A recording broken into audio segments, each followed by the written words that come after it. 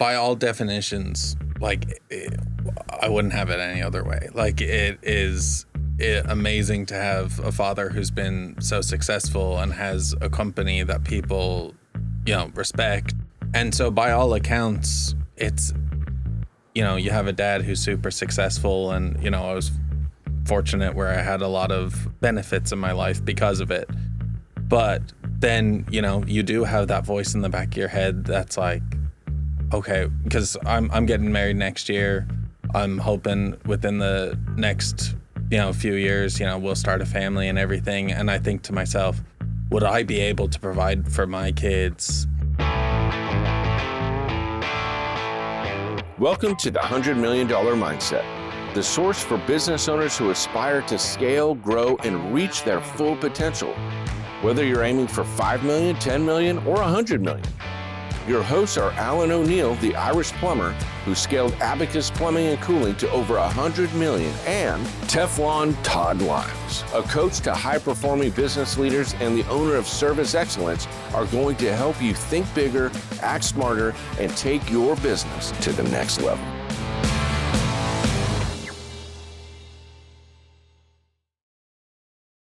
Welcome to another episode of the $100 Million Mindset. I am here as always with Alan. Hey, Alan, welcome back. Good morning, Todd. Great to be here. Good to see you. And we have his son, Paul, with us. Paul, thank you for coming in. Thank you for having me, Todd. Yeah, today's episode is going to be very different than other episodes that we had because this one's going to be about family. And I know that it's a question that runs in everyone's mind, which is when you have an ultra-successful company and an ultra-successful leader, what is the life like back at home? So before this episode, Paul and I had a long conversation where I had a chance to interview him, and he said some things that really surprised me. Number one, he didn't describe chaos at home. I was frankly expecting some of it. He didn't describe stress spilling into the house. Good for you, Alan. He didn't describe you ever losing your cool. And if I'm being honest, this made me reflect on myself because my business isn't $150 million. And I know there's been seasons where my family has seen the absolute worst versions of me. I'm working on that, all right? So I think this matters a lot more than business. Because you're going to sell your business or close your business. Your business one day is not going to exist with you, even if it exists. Yeah. But your family's always going to be there. So this isn't about EBITDA. It's about what a $100 mindset looks like at home. And Paul, I'm thankful that you're here. Thank you again for having me. I'm excited to be here and excited to do this. Well, I can assure you I'm very interested in Paul's story, and I know that the audience is as well. First thing I want to talk about is growing up. Mm-hmm. Growing up in Abacus, growing up around the build, because when the business started, what year was that, Alan? 2003. 2003. So how old were you, Paul? I would have been 7 years old, yeah. 6 years old. So you were a little guy. Yeah.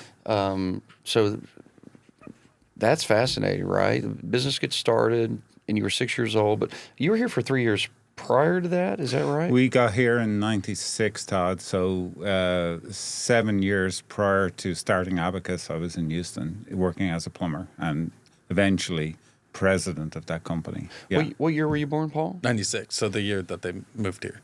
Or did you move in 95? Or? 96, yeah. So your birth and Alan's adventure into American plumbing is like almost simultaneous. Yeah, yeah. That's interesting. We got here in May, and Paul was born in October. Oh, yeah. Got it. And I know you've talked about this before, and listeners, if you could tell, Paul is 100% American, but he sounds a little bit like his dad. Yeah.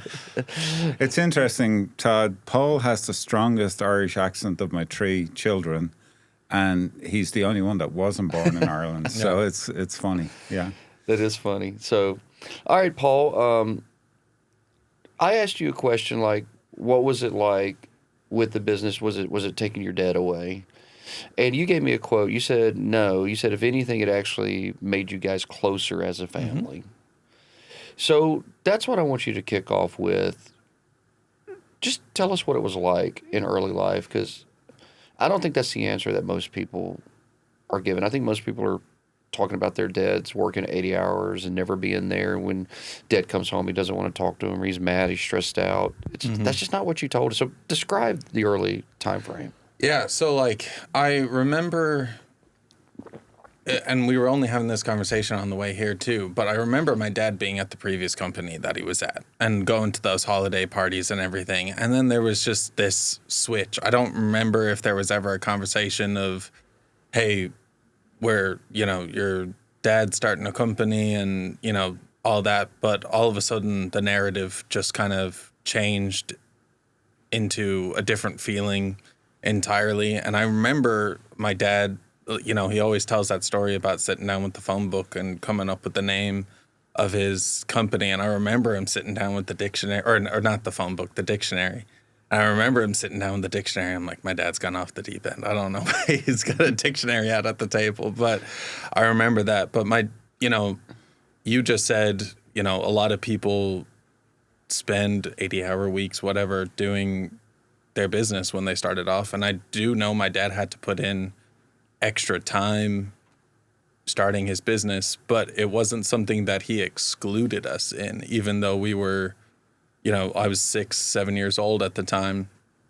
I remember,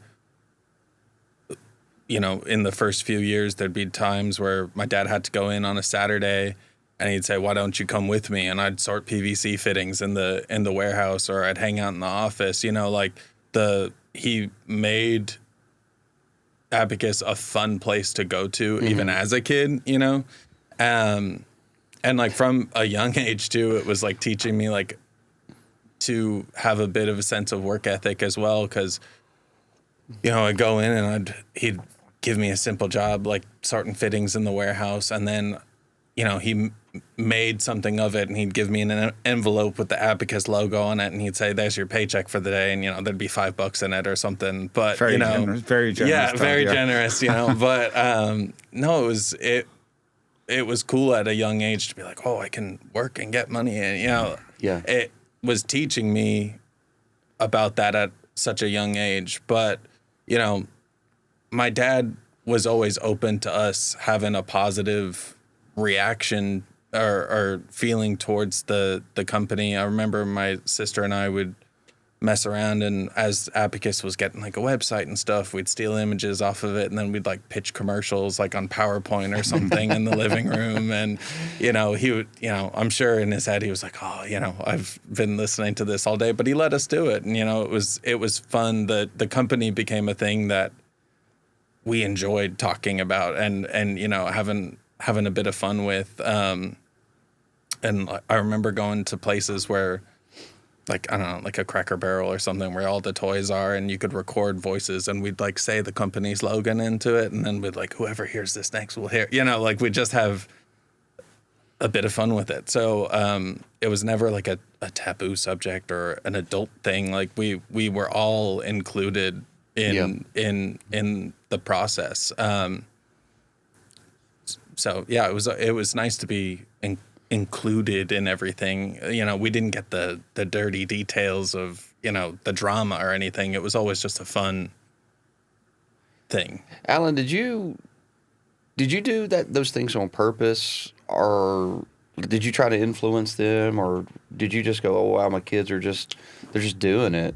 No, I think, Todd, like, I knew I was sacrificing time at home, so I felt like if they felt a part of it from the start, it would be something that they could, hopefully someday take pride in and, like, feel included in, and, like, Abacus would be a family company. Mm-hmm. And so, I don't think I was super intentional, but I do remember thinking, like, I've taken this family to the far side of the world from what they're used to. Like, Paul obviously didn't know any different. He wasn't born in Ireland. But, my two older kids were born in Ireland. We took them away from their friends, from their grandparents. And so I always felt this sense of duty to, include them in as much as we could. Mm-hmm. So they would never feel excluded from anything we were doing as a family, So. I like hearing these stories. Some of the really popular podcast right now, or podcast where there's actors that are talking to each other and they talk to other actors, and they're popular for obvious reasons. If it's if it's a superstar or an athlete, you're just sort of interested in their life. They get the fame of pop culture.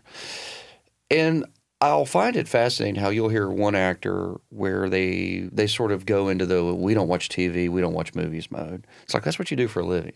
Yeah, but in our house, we don't have a TV. We only have books. So their kids grow up not knowing that their dad or mom is famous. And it's a surprise to them when, like, a kid at school or something says, oh, your dad's in movies. And they're going, my dad is? And I always found that really, like, weird. But also in another way, I get it. It's sort of like you're protecting your kids, or at least you're trying to. But then there's the other side of it, which is more like what you've done. And I'm not sure if Jason Bateman is a good example of this or not, but I think he kind of is. His dad was a director, and his dad had him on sets from the time he was like 5. Right. And he's been a very successful, very, balanced adult. He had a moment what teenager wouldn't have their moment in that lifestyle? Yeah, absolutely.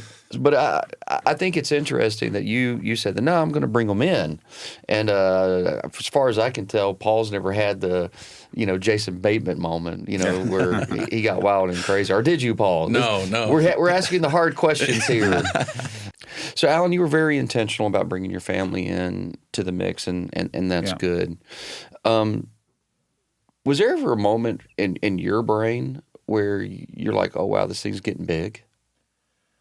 I think the first moment that I can think of is when my friends in school knew the name of the company. And it was like they were seeing trucks out, at their neighbors' houses or while they were driving on the road. And they'd be like, what does your dad do? I say, oh, my dad works at a plumbing company or he owns a plumbing company. And what's the name of it? Oh, he works at Abacus. Oh, I see those trucks all the time.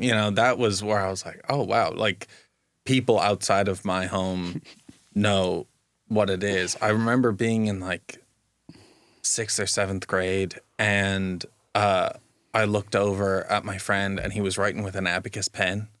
I was like, where'd you get that from? And he was like, I don't know, I just pulled it from my house. But like, that was just showing me like how far it was going in just our community, just the fact that it was, I only had to say Abacus and my friends knew what it was. They were like, oh yeah, no, I know exactly what you're talking about. Your dad owns that company? That's crazy, Yeah. And even on the name, Alan, you got a dictionary out. You picked an excellent name. Was there any thought of branding going on when you picked it, or was it literally just like, it's just going to get me at the top of the Yellow Pages? Yeah, so, I started Abacus with a partner, Todd, and he had a very good friend that sold Yellow Pages. And at the time, several of the books listed alphabetically. And she said to Jim, like, when you're picking a name, pick something that's alphabetically friendly. So he told me that. He said, look, we need a name that's alphabetically friendly. So I went home one night and took out the dictionary and started going down through, A, B, ABA. And what was interesting was the Abacus plumbing, you can count on us, the slogan came to me immediately. We still use that today, all these years on. And I think you could have paid a branding company some pretty good money for that. I do too. Yeah. But it served us very well, Todd. So it was purely a Yellow Page play. Yeah. Purely. And I'm not going to get off topic here, but even, no, I will. Just for a second. Yeah. Even your truck is the typical, like, don't ever do this. It's a white truck with black lettering. It would officially be blanded in some people's minds. Yeah, and I think it'd be officially dumb if you ever changed it. Yeah, exactly. I would be very, like, I'm semi-retired now, right? So I'm in the office one day a week and talk to the guys on the phone a couple of days a week. But I feel no right of ownership with most things. Like, if Tony makes a change, he makes a change. But if they change this trucks, I'd be very upset. Like, it just that's our image, right? So, but it might happen someday, but hopefully not. I hope it doesn't. So I think that you you built it to a place where it'd be really bad to do that. I think so, Todd, yeah.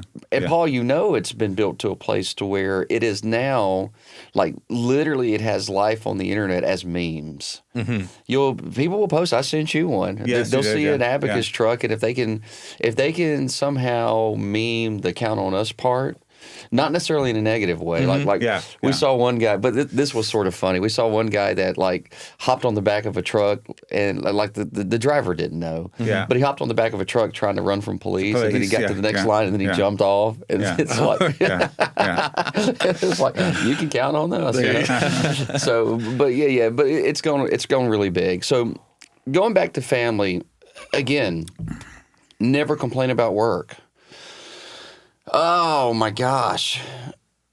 I don't have that ability to not bring that into the house. I wish I did. I just don't. Shannon works at the office. I work at the office. And there's this thing, Alan, I forget, what is it called? It's a psychological term, but it uses the word incest. And I want to be very careful with how I say it, but basically, it's what they're saying is that when you are putting your problems on your children, it's not sexual incest, obviously, but it's like emotional incest. I think that's what it's called, is emotional incest. It's like you don't give your problems to your kids. Right. And trust me, Shannon and I are sitting around going, "Will Everett, come here and sit down. We want to tell you about all of our problems."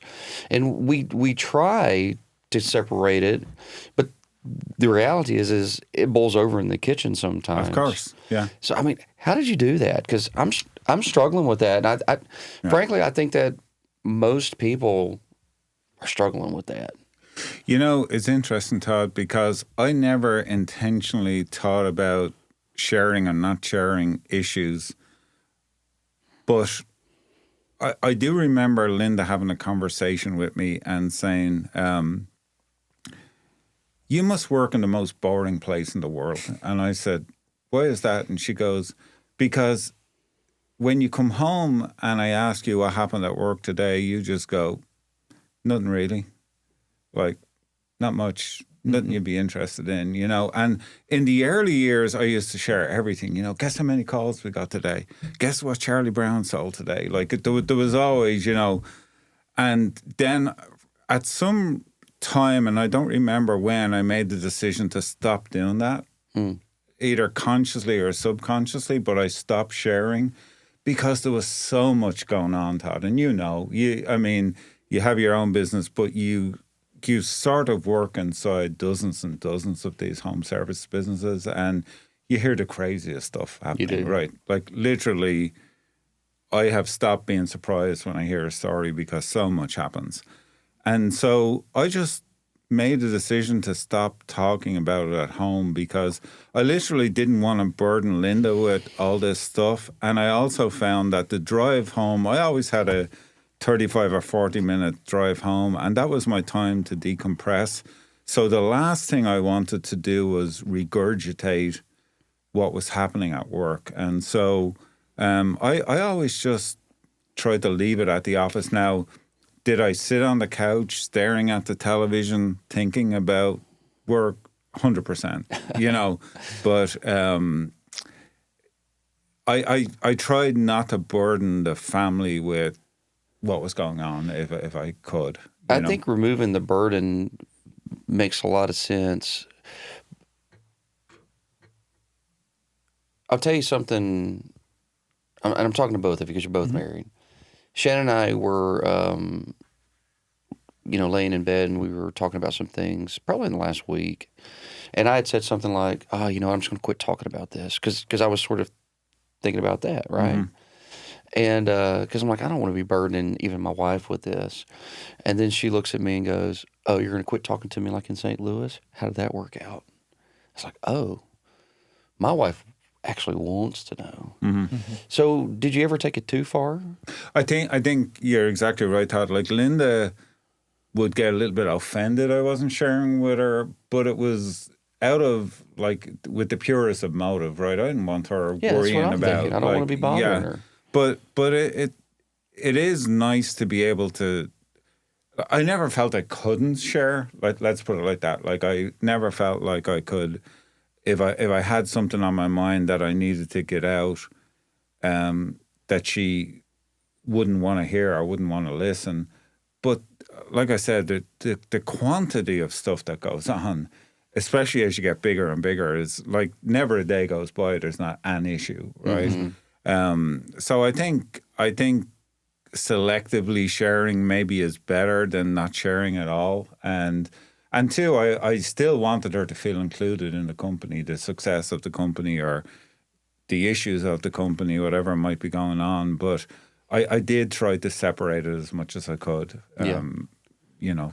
So Paul, on the topic of keeping these things separated for you, how did that affect you in a positive or negative way? How did it just affect you growing up? I mean, overall, like overwhelmingly, it was positive, right? Because, you know, my dad was businessman at work and then he was dad at home, you know?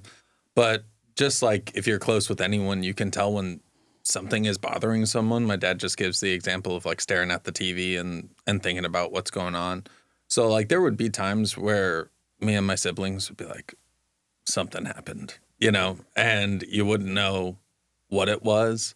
And you'd be like, Dad, how was work today? And he was like, fine, you know, and you'd be like, just tell me, you know, like you'd want to know. But it was, you know, we're a very close knit family, you know, all our cousins and uncles and everyone is in Ireland. So our nuclear family is very, very close knit. So it's always been a thing. It's like, if he wants to share, he'll share, but we're not going to like pry it out of him. You know, he probably has a reason that he's not sharing it, you know, whether it's, you know, we're young kids and it's, I don't know, something inappropriate and we don't need to know, or it's just, you know, drama that'll blow over in a week and there's no point in burdening us with it right now.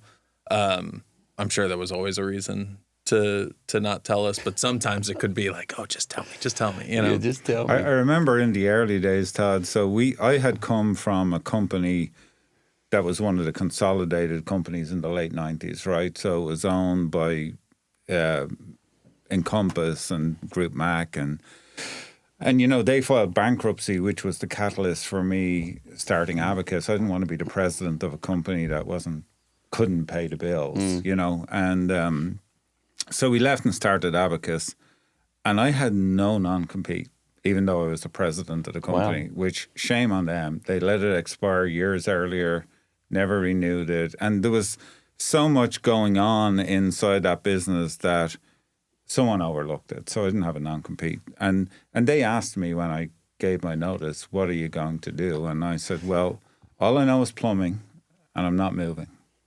So I'm going to be in the plumbing industry. And I remember having the conversation with my boss. I remember saying, as long as I'm employed by you, this logo is all I care about. The second I do my own thing, I'm a competitor. Like, I'm not going to hide that. And he said, yeah, fair enough. And so we were only started, we were about, I don't know, maybe 60 days in. And I get a knock on the door and it's people serving me. Sure. Yeah. I remember that being a time of extreme stress because we had this new company. Our finances were limited. You know, we didn't have endless money to defend ourselves, but we were going to defend ourselves. And it was, and of course, nothing ever came of it. There was nothing they could prove because we didn't do anything wrong. I didn't in particular do anything wrong because I was the employee they were targeting.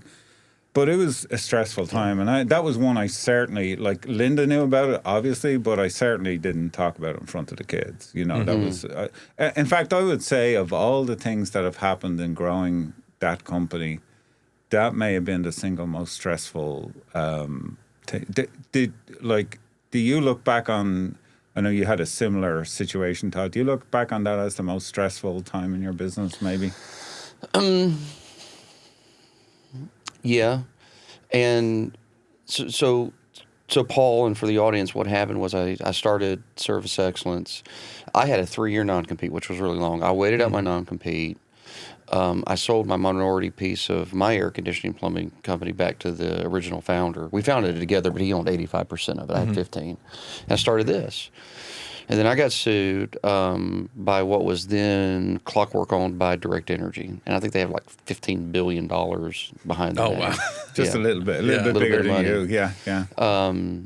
And that all worked out in the end, right? We settled to mutual satisfaction, and I think that we've been doing business as a service provider to Success Academy, where I used to work for 4 or 5 years now. We got a big training that we're going to do for their internal people in May. It's pretty cool. So it worked out. But at the moment, my daughter was being born. Yeah. She was sick. I'm being sued. But that was extraordinarily stressful. Paul, I was thinking, like, what is it like to be in your shoes and have your dad, although Alan, you've said a million times, I'm just a plumber, right? And let's imagine 2 tracks. Track 1 is, Alan, you never started a business. You're happily plumbing your whole life. You still would have raised a great son. You still would have had this same wonderful family relationship. That wouldn't be any different. You would have grown up, taken your theater path. And by the way, now he's going to become an electrician soon, right? But you still would have gone to college. You still would have been a director of high school theater. And if we looked at you guys as on par for careers, you'd go, we have careers that are equally on par, in many ways. You are providing a service to high school kids and children, teaching them to be better people. You're providing services to homeowners, helping their home be in a better scenario. And people go, yeah, we're kind of on par. And there isn't a reason why we still can't say that. But the truth of the world is that a lot of people look at economics and go, I value economics above altruism or above service. So for many, they might struggle with the idea of, look at the ultra success your dad's had. And I asked you about that. And you told me there's always a voice in the back of your head. Will you tell us a little bit about that voice and what that means? Yeah. By all definitions, I wouldn't have it any other way. It is amazing to have a father who's been so successful and has a company that people, respect. And, there was never a time, when I said, oh, my dad owns Abacus, people went, but, they were always thrilled with it. It has a good reputation, right? And so by all accounts, it's, you have a dad who's super successful, and, I was fortunate where I had a lot of, benefits in my life because of it. But then, you do have that voice in the back of your head that's like, okay, because I'm getting married next year. I'm hoping within the next, few years, we'll start a family and everything. And I think to myself, would I be able to provide for my kids the same thing that my dad and my mom have provided to me, and that can be a bit, stressful in its own right, because I think a lot of people, they always try to do a little bit more than their parents. My parents gave me this, and I'm going to do the same, but a little bit more. But when you have a parent who's been so successful, it's a large feat, to try to tackle. But it's also such a benefit and a blessing too, because my dad has been so successful. Anytime that I've gone into a new career path, gone in for an interview, my dad is the person who would be on the other side of the table. So I could call my dad and say, hey, I'm going into this interview. This is what it's for. This is what I have to bring. I'm worried about these things. And my dad would say, listen, at the end of the day, they're going to care about this, this, and this. You don't have to tell them about that. You don't need to worry about this thing. You'll figure that out on the job, because he has that experience of bringing people in and seeing what happens to them when they start in his company, So I always felt like I kind of had like a bit of a cheat code with a dad who's been so successful, because all I had to do was call him and ask him his advice on the situation, So it's kind of it's two sides of the same coin, you know? Yeah. And that's the positive nature that you guys have about your family. But Alan, did you know he had that voice in the back of his mind? I didn't. And when I think about that, Todd, I look at my dad. So my dad was a labourer his whole life. Like he worked in the Irish Glass bottle company that made bottles. He was a welder's helper. Never had a skill. But I looked up to him because I saw him get on a bicycle every morning, 7 days a week, most weeks, and go to work, hail, rain, or shine, like he would do that.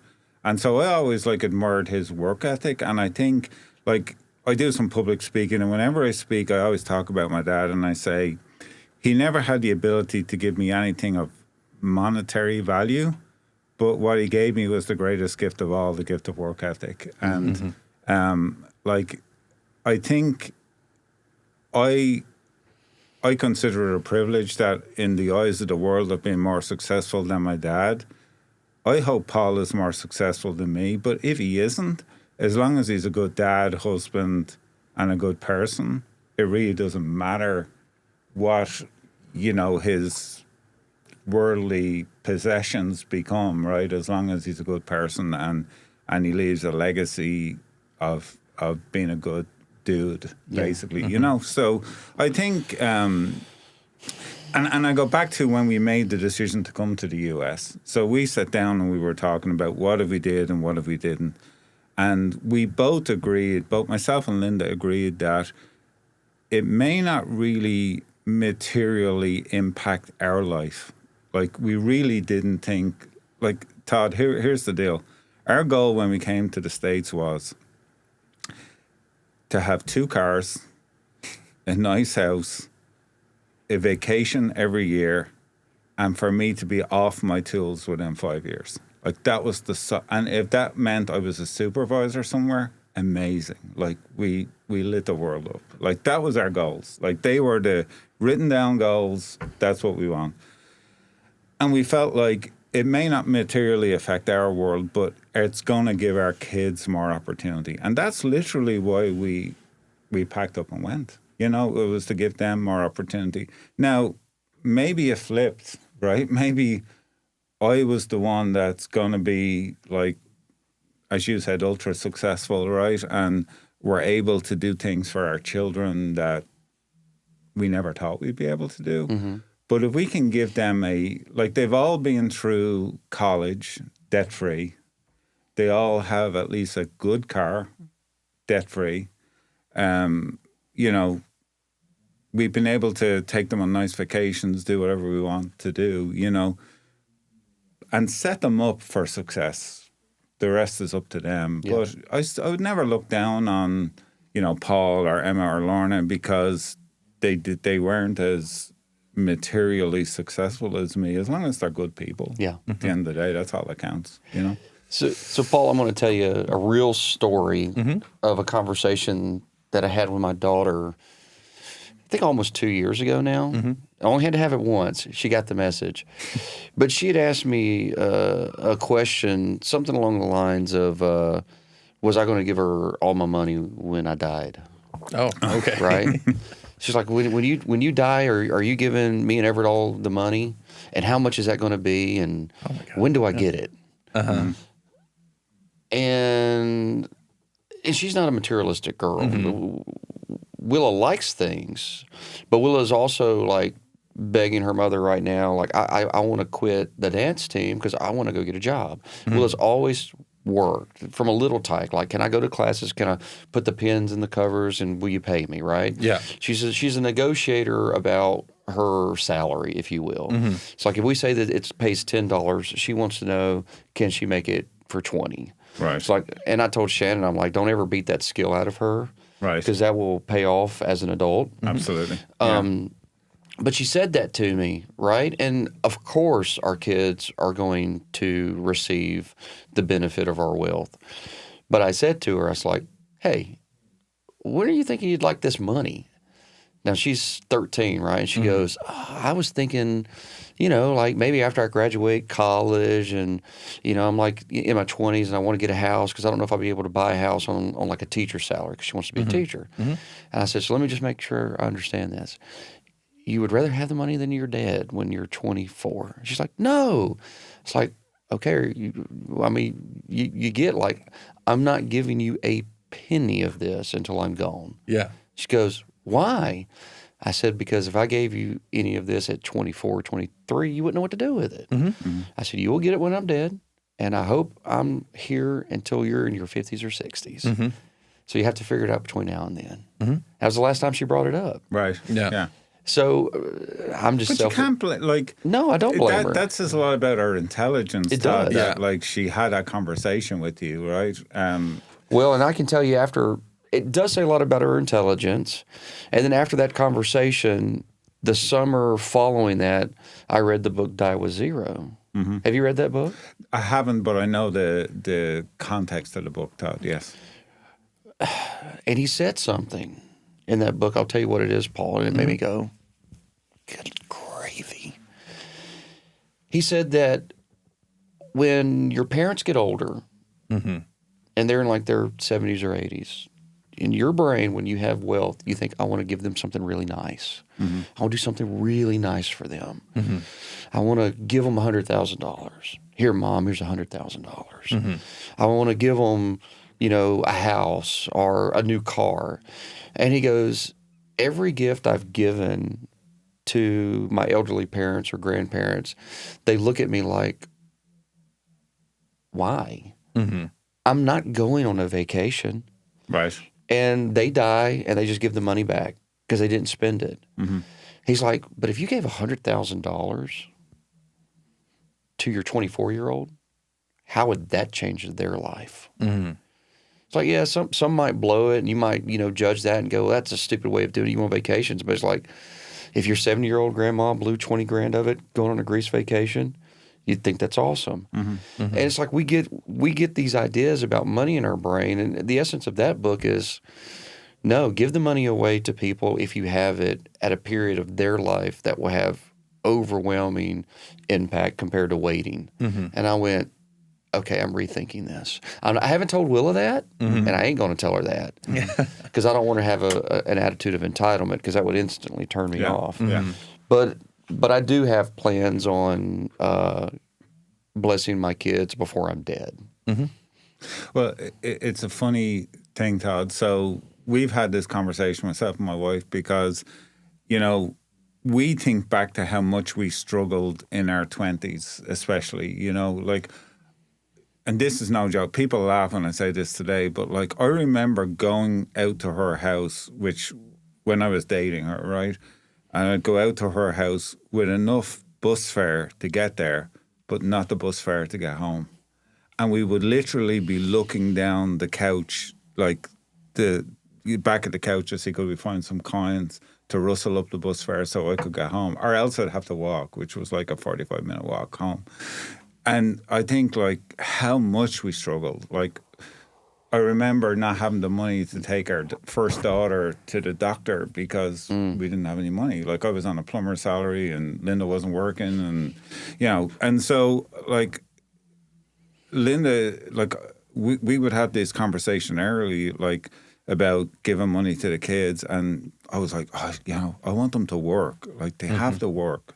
And Linda was like, well, look, think about if someone gave us, for example, $20,000 when we were in our 20s or 30s.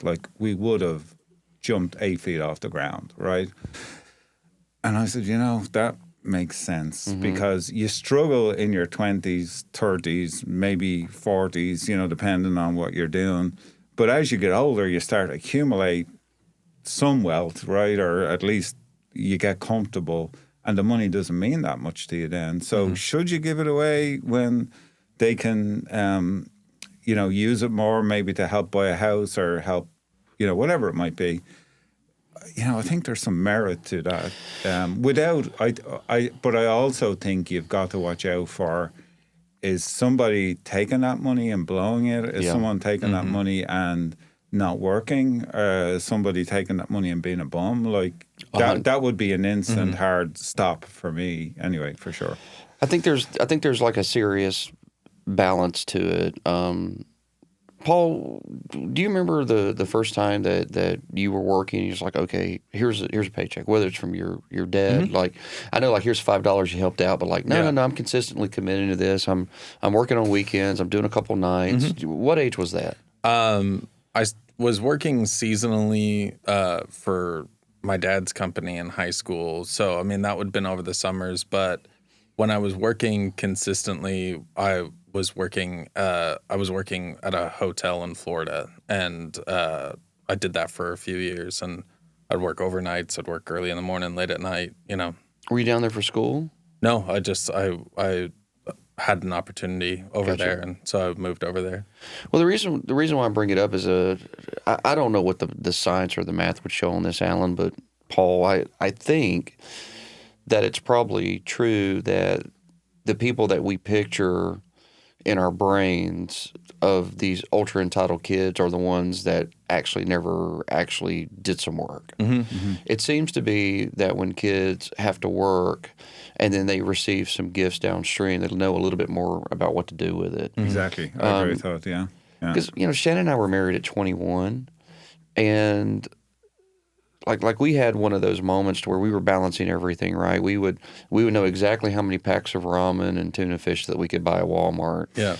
And never wanted to not make a paycheck, right? So it was like she had a year in school still, and I had my first little job, and we sat down, we balanced, and we mailed off the checks. And we mailed off the checks because we just got my $600 paycheck from the company. We deposited it. That company paycheck for us bounced. Oh my gosh. And I mean, think about that, the cascading effect of that, because every return check was a hit on our personal pride and credit, was $25 on top of that. Right. So, and the guy that bounced the check to me didn't want to cover the $25. So we had to ask Shannon's parents for $400, and that was incredibly embarrassing to us. And we didn't have it.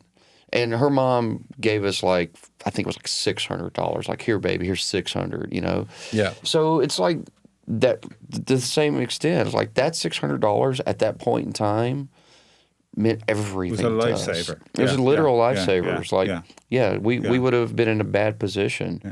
But do you feel sort of privileged to have gone through that, Todd? Like, 100%. in the sense, you know, that it taught you a lot? Like, Well, not only that, going back to the lawsuit, and I've not thought about this until right now. It taught me a lot. I'd always worked, but going back to the lawsuit, when we were at a position to where we had a little bit of equity in the house, we had a little bit of money, but if we were going to have to fight it in courts, I was going to have to sell the house and get the equity out. And Shannon and I were both committed, like, yeah, that's what we'll do. So in retrospect, we had so much more by every standard to lose in the earlier days than we do now. We don't actually have that much to lose now, just headache and time and money. Yeah. But even in that moment, we had said, it's like, hey, worst case scenario, if we have to sell the house to fight this, we know we could go live with your parents. Yeah. Like, there was never a doubt in our mind. And we were 31 by this point with a newborn baby. You know, and we never, like, leaned on them. But there is a deep reality. Now we're talking a little bit about maybe our views on life, but there's a deep reality that if you have a little bit of a support system, like, you know that if you fail, the worst thing that you're going to go do is go sleep on your mom and dad's couch. You're probably going to take a risk. Of course. Absolutely. If we didn't have a fallback, like, you know, we're going to go occupy a bedroom at their house, I don't know if we could have afforded to have taken the risk. Right. So then you look at the ultra successful, and usually there's always variations of that. There's ultra successful in the first generation, and then there's many second generational ultra successful. But if you go back to that first generation, like, they all knew that they had parents. Not all. That's not true.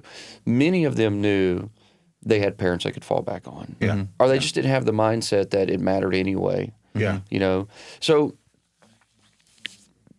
that's my perspective on it, Alan, is that it did teach me a lot of lessons.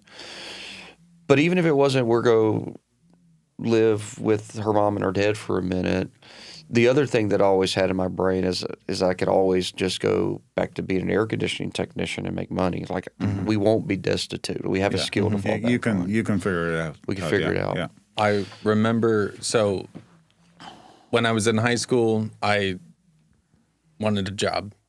My dad said, you can come work at the company over the summers, you know. And I started off working in the office, and I was, you know, sorting papers, and I was retyping something from one sheet and putting it on another sheet. And it just didn't feel like it mattered at all. And I remember going to my dad and saying, look, I think I'm going to quit because I don't like the work that I'm doing. I want to go do something. And he said, well, what would you want to do? And I said, I don't know. I just don't want to sit in that cubicle all day. And he said, would you want to go on one of the trucks and become an apprentice? And I said, gladly, like anything. So I ended up becoming a plumbing apprentice for the summers and the winters. And I did that for a couple of years. And you guys talk about that balance of, you know, giving money to kids, but then also my dad talking about his dad teaching him about work ethic. And I've been so grateful to have that balance as well, where my dad taught me about work ethic and about earning my money. You know, I was, you know, in sewage up to here, and, you know, I'd be, you know, working with water in the freezing cold, you know, and my hands, you know, I couldn't feel my hands and stuff.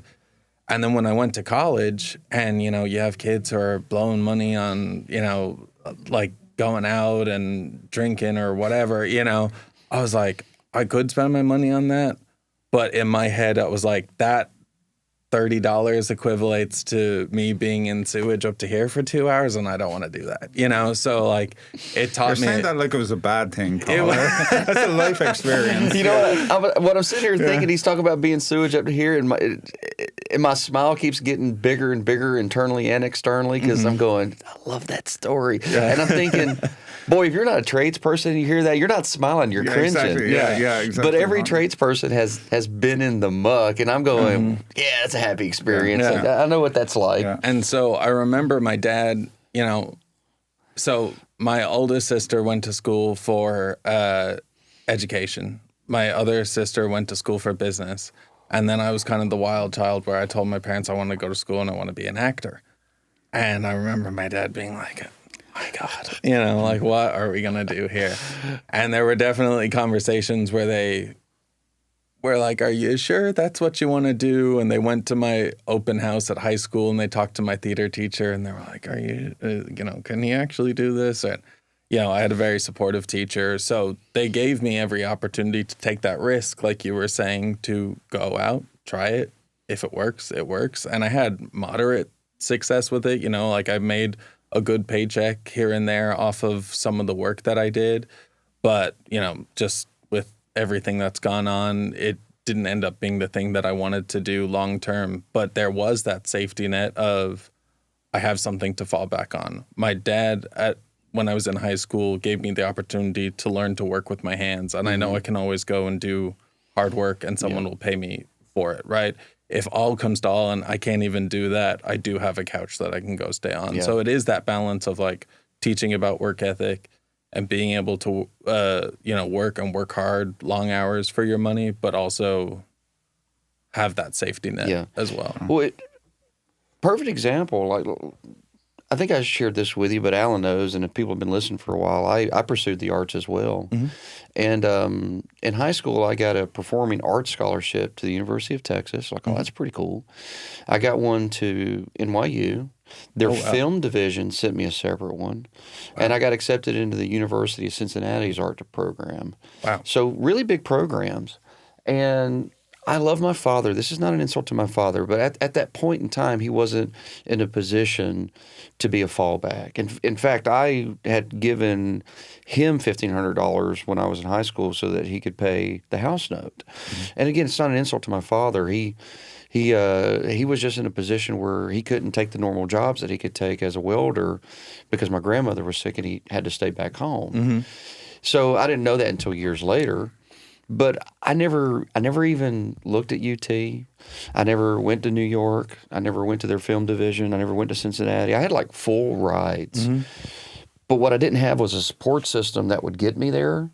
And if I went and I tried to do one of those things and I failed, it's like, where would I be? Because in my brain, I'm like, you know, I've gave my dad money. I'm going to be on the streets. Right. So I went to a school called Louisiana Tech where my girlfriend went because I had a support system. And I do think that support systems are massive. If you're raising kids and say, take a chance, do it while you're young.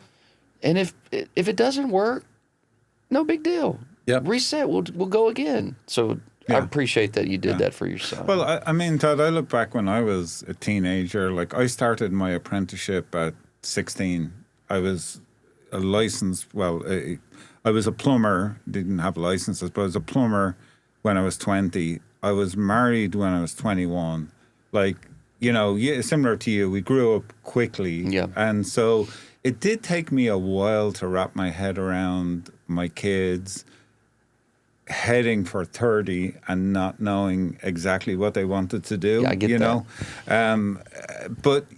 But I actually think it's a really good thing. You know, we were talking in the car on the way up, and Paul has worked at Disney. He tried a limousine business that didn't work, unfortunately. He has worked in a high school. Now he's going back to the trades. And I'm thinking to myself, like, if he had have started the apprenticeship when he was 20, he'd be making rock star money now, you know, at almost 30. But I actually think all that experience was valuable. Yep. You know, like I think getting a degree is a great achievement for anybody, regardless of what the discipline is. And then I think trying to start a business, moving to another state and working, you know, for one of the largest organizations in the world, it's all super valuable business that's going to stand to them someday. So isn't life just education, really, no matter where you get it, you know? Well, it 100% is. And we still have instinctual perceptions on where we should be at certain ages that are just passed through the genetic code through evolution. Absolutely. You know, most people had their first kid by the time they were 15, 200 years ago. That's right, yeah. And it's because if you lived until you were 40, you were an old man. Yeah. So, but things are different now. Most people can live a very unhealthy lifestyle and literally make it into their 70s. Yeah. So our childhood has gotten pushed later, and our launch into adulthood has as well. Yeah.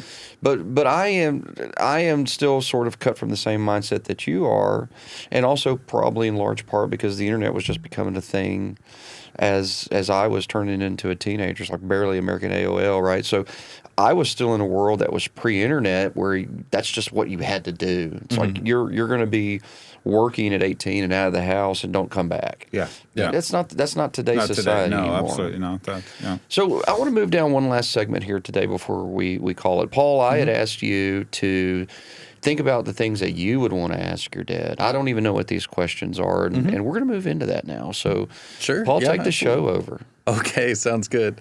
So, Dad, you had talked about, you know, you started in the trades when you were 16, right?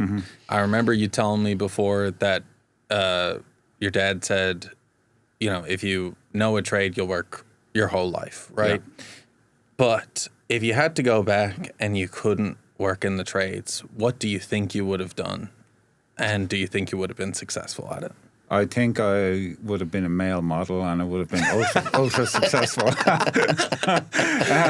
Gosh, I don't know. You know, I mean, growing up, I always thought I was going to be a soccer player, professional soccer player. And then, you know, my dad's thing about get a trade was, you know, I was going to get a trade and didn't know what it was going to be.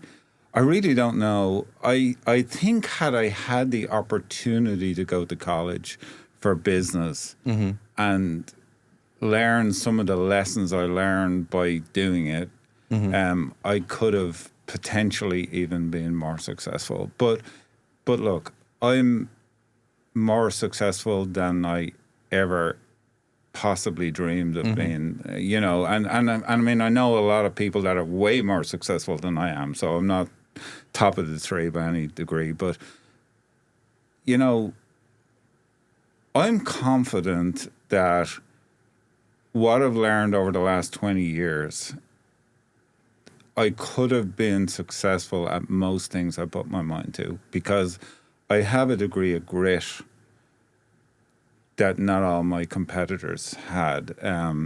People ask me, why has Abacus been so successful? And I always say, we simply outworked the competition. Like, that was it. So I don't know what it would have been, Paul, but I do know that if I had to start over, I could figure out how to make a very good living no matter what I did. And that's not being boastful in any way. I just know I can figure things out. I feel like you say, like, had I gone to business college, I could have been even more successful than I am today. But I feel like you going and you getting the experience and then coming to America and not having that background in business, I almost feel like that's what gave you that hunger and that grit to just keep working and working and working. I don't know. I just think that's one of your qualities that allowed you to be so successful. I think it's been a great learning experience, and people have asked me the question, would you do anything different if you had to do it all over again? It's very hard to say I would do anything different because it's been so good, you know, and I literally wouldn't even take away the hard stuff, because I think every hardship we've had in the business has taught me something. Right, so I don't think I would change much. What were the hardest sacrifices you made while building the business that we probably didn't realize at the time? Yeah, I think without a doubt, the biggest sacrifice I made, or the biggest regret I have, this is something myself and my wife talk about a lot. So we're grandparents now, and the grandchildren are the absolute, like, they mean everything to us. We took our kids away from their grandparents. Like, that, like, literally, like, hurts, you know? Because, I'm getting emotional now, but, like,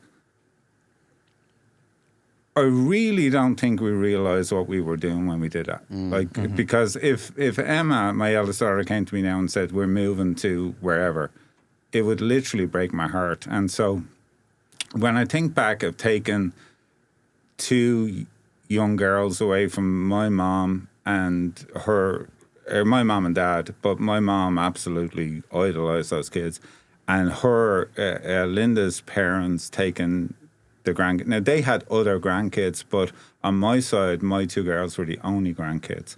So taking those away, I don't know if I'll do that again, to be honest with you, even though, like, I could be still on my tools in Ireland working for whatever euro an hour, right? I don't know if I would, if I would do that again, because I could just imagine the pain they went through. And then ultimately, like, my mom passed away about 6 months after we left, so that was a bit of a regret. And, you know, so I think we definitely sacrificed. That was the absolute biggest sacrifice, which I think we got so excited by the possibility of giving our kids a better life.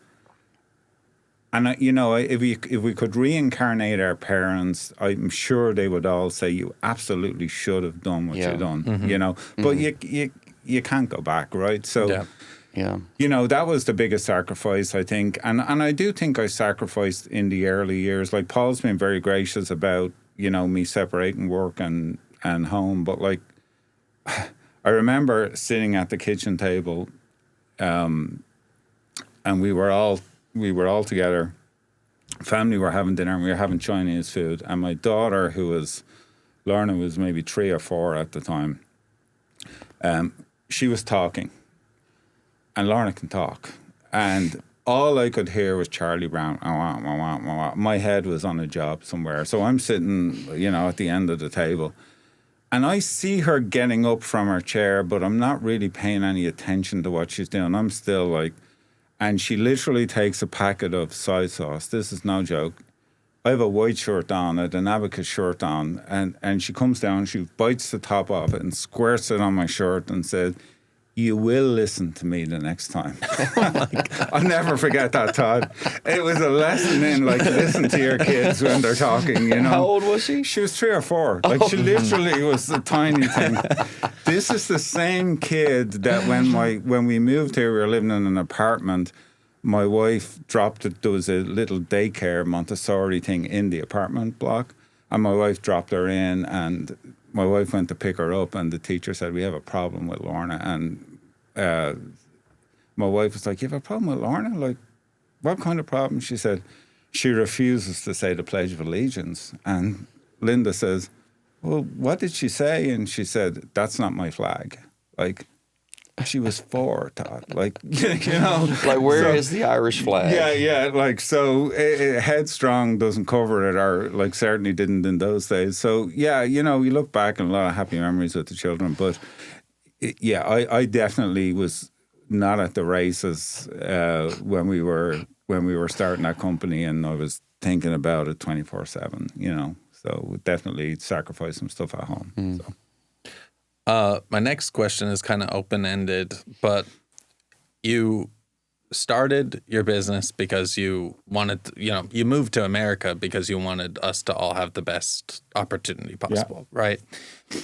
When you were starting Abacus and you started to have more and more people who were working for you, there were more families who were dependent on your success. I was wondering if you could kind of talk about that, and were there ever decisions that you made that you were making them for your family rather than the business?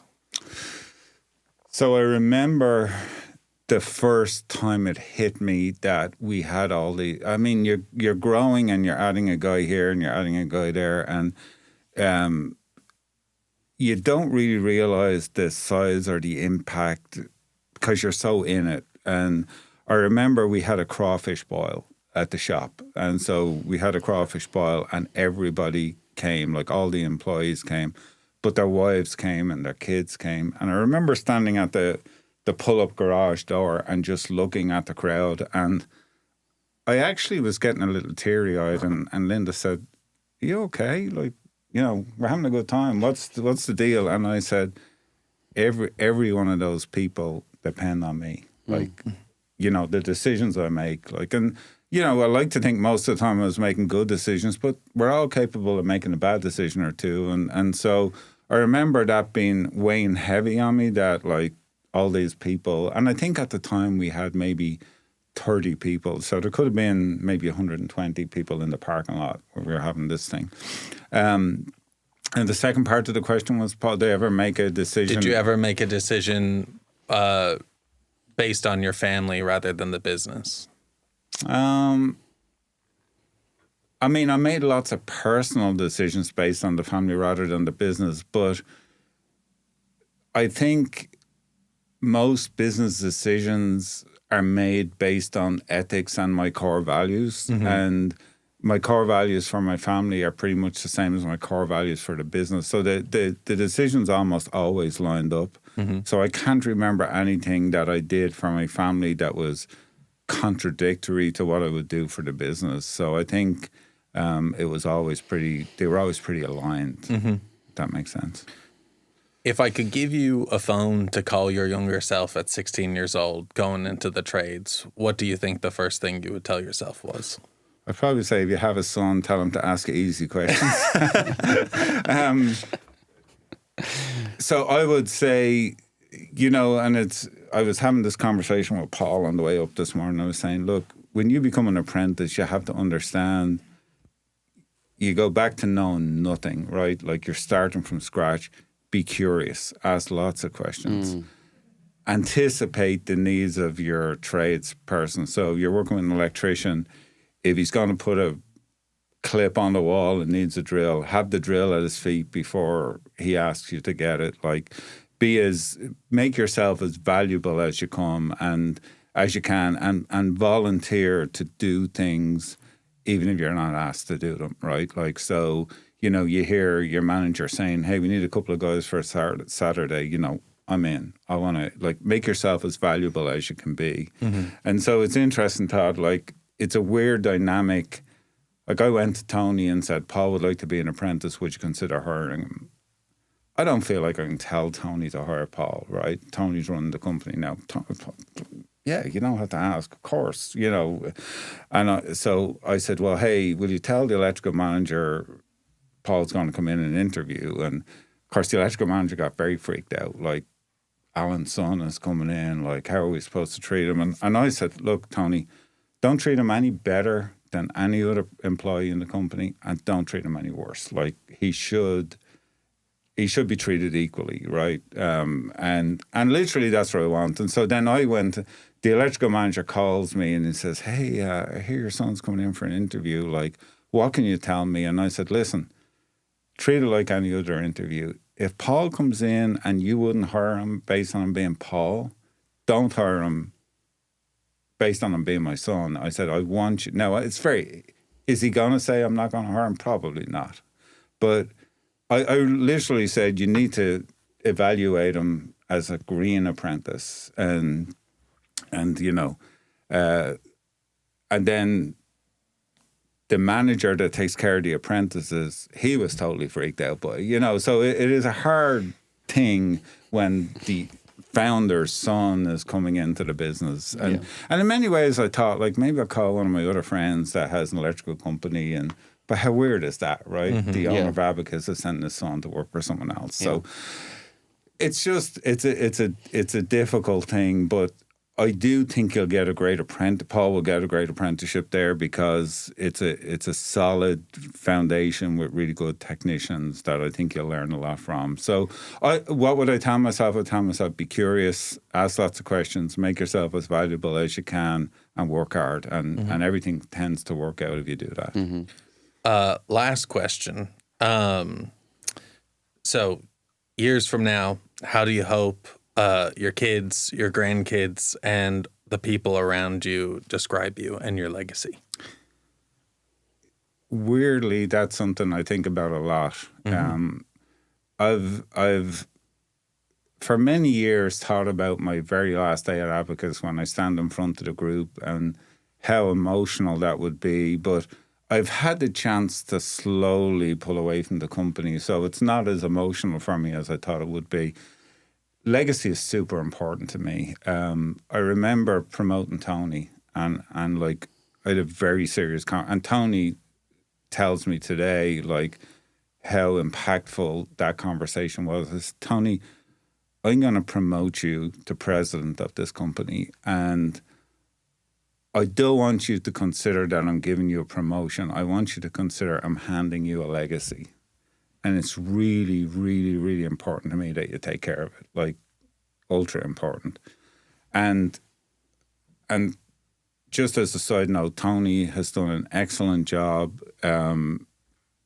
More than that, he's done an excellent job at keeping me included in the company. When I feel like a lot of presidents would sort of push you away a little bit because they want to create their own thing. But I want to look back on as being fair, being ambitious, being kind, being, you know, a good dad and a good granddad, like, and a good husband. I think if you're gone and everybody can say those things about you, that, you know, isn't that really success at the end of the day?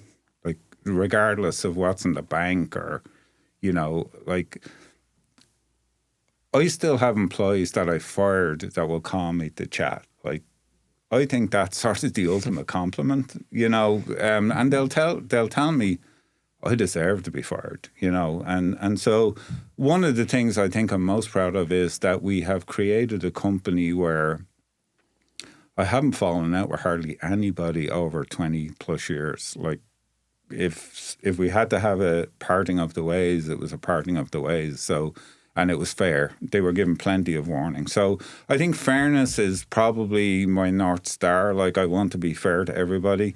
But the legacy piece, I think, just being a good employer, being a good dad, being a good husband, being a good grandfather, you know, they're the things I want people to look back and say, you did well.